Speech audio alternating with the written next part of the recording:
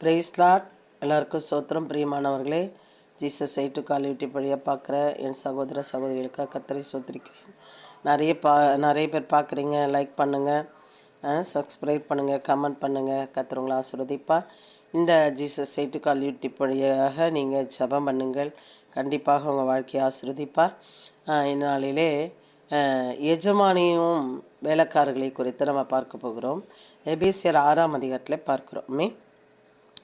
மனுஷருக்கு பிரியமாக இருக்க விரும்புகிறவர்களாக பார்வைக்கு ஊழியம் செய்யாமல் கிறிஸ்துவின் ஊழியக்காரராக மனப்பூர்வமாய் தேவனுடைய சித்தத்தின்படி செய்யுங்கள்.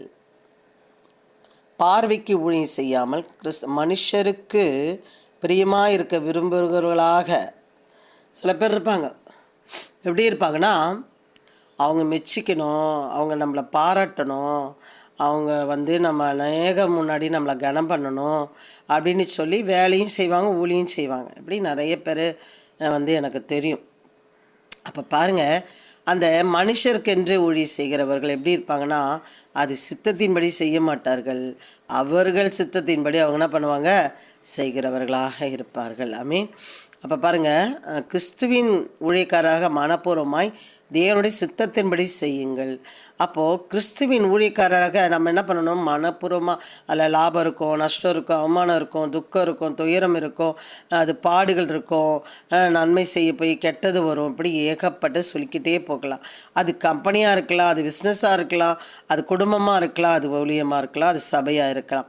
அப்போது நம்ம கிறிஸ்துவின் ஊழியக்காரராக மனப்பூர்வமாய் தேவனுடைய சித்தத்தின்படி செய்யுங்கள். அப்போ தேவனுடைய சித்தத்தின்படி செய்யும் பொழுது சில பேர் உங்களோட மோதுவார்கள். என்ன பண்ணுவாங்க, இன்னும் சும்மா நம்மளை பார்ப்பாங்க, கிறிஸ்துவ பார்க்க மாட்டாங்க.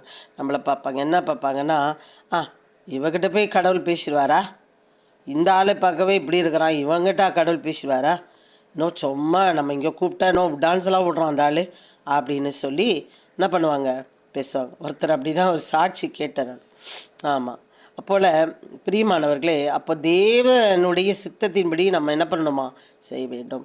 அங்கே அநேக அடிகள் இருக்கலாம், பாடுகள் இருக்கலாம், பிரிவினைகள் இருக்கலாம்.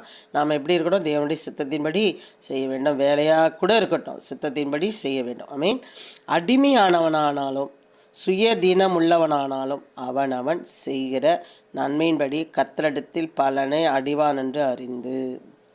பிரியமானவர்களை, எவனாக இருந்தாலும் அவனவன் செய்கிற நன்மையின்படி கர்த்தரிடத்தில் பலனை அடையாமல் போகவே மாட்டான். மனுஷனுக்கு ஊழியம் செய்யாமல் கர்த்தருக்கென்றே நல்மனதோடு ஊழியம் செய்யுங்கள். அப்போ மனுஷனுக்கென்று நம்ம என்ன பண்ணிடக்கூடாது, ஊழியம் செய்யக்கூடாது. கர்த்தருக்கென்றே நல்மனதோடு. அப்போ இந்த கர்த்தருக்கு பிரியமாக இருக்கிறவங்க என்ன பண்ணுவாங்கன்னா, சூத்திரம் மன்னிக்கும், அவங்க என்ன பண்ணுவாங்கன்னா, அவங்க கண்ணீரோடு ஜெபிக்கிறவர்களாக இருப்பார்கள். உபவாசித்து இப்போது தேசத்துக்காக உபவாசி ஜெபிக்கிறவங்க எவ்வளோ பேர், இந்த 150 கோடி மக்களில் குக்கிராமத்தில் இருக்கலாம், சென்னையில் இருக்கலாம், சரியான நடுப்பட்டணத்தில் இருக்கலாம், பெரிய லண்டன் அமெரிக்காவில் கூட இருக்கலாம். ஆனால் அவங்க தெரியல நமக்கு. ஆனால் மனுஷனுக்கென்று ஊழியம் செய்யாமல் கர்த்தருக்கென்று நல்மனதோடு ஊழியம் செய்கிறவர்கள் கண்டிப்பாக இருக்க தான் செய்கிறார்கள். ஃபேமஸ் ஆகிறவங்க சில பேர் உள்ளேயே உட்காந்து தன் தேசத்துக்காக என்ன பண்ணுறாங்க, ஜெபிக்கிற திறப்பில் நிற்கிறவர்களும் காணப்படுகிறார்கள்.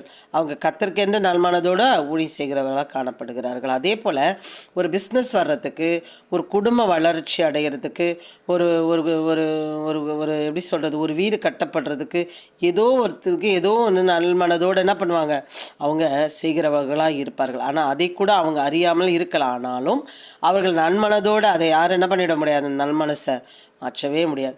எஜமான்களே, அப்படியே நீங்களும் வேலைக்காருக்கு செய்ய வேண்டியவைகளை செய்து அவர்களுக்கும் உங்களுக்கும் எஜமானானவர் பரலோகத்தில் இருக்கிறார் என்றும் அவரிடத்தில் பட்சபாதம் இல்லை என்று அறிந்து கடுஞ்சொல்லை விட்டுவிடுங்கள். சில பேர் வேலை செய்கிறவங்கள பார்த்து நான் பார்த்துருக்கேன். ஒரு ஓனர், யோ வாயா, யோ அங்கே போயா, வாயில் எதனா வந்துட போதியா, யோ எதனா கேட்டுற போகிறையா, அச்சி போயா அப்படின்லாம் பேசுகிறத நான் பார்த்துருக்கேன். ஐயோன்னா இது இவ்வளோ கடு சொற்களாக பேசுகிறான் இந்த ஆள். ஆனால் ஆளை பார்த்தீங்கன்னா செம ஸ்ட்ராங்காக இருப்பான், பயங்கர ஆக்டிவிட்டியாக இருப்பான், நல்ல ஏமாத்ததில் கில்லேடி ஃபஸ்ட்டு நம்பர் 1. ஆனால் செழிப்பாக இருக்கான். பிரியமானவர்களே, வசனம் சொல்லுகிறது, ஒரு நாள் அவர்களை அவர் பரமபிதா பார்த்து கொண்டிருக்கிறார். பரமபிதா பார்த்து கொண்டிருக்கிறார். கடும் சொற்களை சொல்லுகிறவர்களை பார்த்து கொண்டிருக்கிறார். எஜமான்களை, ஒருவேளை நீங்கள் யாராவது பார்த்து கொண்டிருக்கிறீங்களா? உங்கள் வேலைக்காரர்களை கடுஞ்சொல்லோடு நீங்கள் அவர்களை ஆளாதீர்கள். அதை கர்த்தர் பார்த்து கொண்டிருக்கிறார். அப்படி நீங்கள் ஆளும்போது, அருமையாக ஆளும்பொழுது உங்கள் வாழ்க்கை உயரம். அவர்களை அழகாக நீங்கள் பற்றி பிடித்து கொள்ளுங்கள். என் பெரிய பையன் ஒரு ப்ராஜெக்ட் பண்ணுறான். அவன் சொல்கிறான், ஒரு இடத்துல இவங்கெல்லாம் 600 தான் வாங்க வேணும், ஆனால் நான் அதுக்கு மேலே டபுளாக என்ன பண்ணுறேன், கொடுக்குறேன். டபுள் இல்லை, ட்ரிபிளாக கொடுக்குறான். நான் கொடுக்குறேன்னு என்கிட்டே சொல்கிறான். ஆனால் எனக்கு குடும்பத்துக்கு கொடுக்குறானா இல்லையா, ஆனால் அவங்களுக்கு வேலை நல்லா செய்கிற பிள்ளைங்களுக்கு நம்ம செய்யணும் அப்படின்னு என்ன பண்ணேன், நான் கொடுக்குறேம்மான்னு சொன்னான். எனக்கு அது கஷ்டமாக இருந்தது. டே, எக்ஸ்ட்ரா ஒரு 400 500 கூட கொடுடா, ரொம்ப கொடுத்து ஒன்றும் இல்லாமல் ஆகிடாது அப்படின்லாம் கூட நான் சொன்னேன்.